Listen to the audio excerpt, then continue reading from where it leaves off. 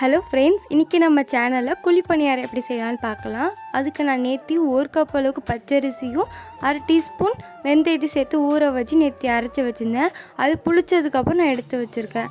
அப்புறம் இது கூட நான் 1 கப் அளவுக்கு வெல்லத்தை எடுத்துருக்கேன். உங்கள் இனிப்புக்கு ஏற்ற மாதிரி எடுத்துக்கோங்க. இப்போ நான் கொஞ்சம் ஏலக்காவை போட்டு நல்லா இடித்து எடுத்துக்கிறேன். இப்போ நான் இடித்ததை நம்ம செஞ்சுருக்க பேட்டரில் சேர்த்துக்கலாம். இது கூட அந்த 1 கப் வெல்லத்தையும் சேர்த்து எடுத்துக்கலாம். இப்போ இந்த சேர்த்ததுக்கப்புறம் இது ரெண்டுத்தையும் கட்டி கட்டியாக இல்லாமல் கலக்கி வச்சுக்கலாம்.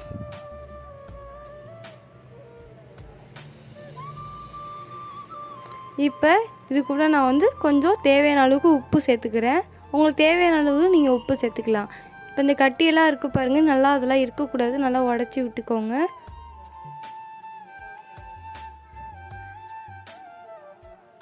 இப்போ இந்த பதத்துக்கு வந்ததுக்கப்புறம் நம்ம சுட ஆரம்பிச்சிடலாம்.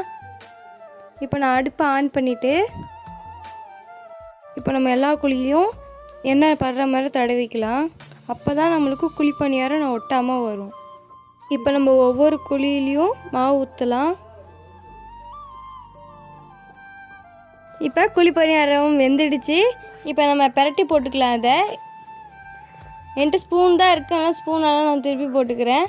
2 பக்கம் நல்லா வெந்துட்டு இவ்வளோதான் நம்ம குழிப்பணியாரம் ரெடி. லைக் பண்ணுங்கள், ஷேர் பண்ணுங்கள், சப்ஸ்கிரைப் பண்ணுங்கள்.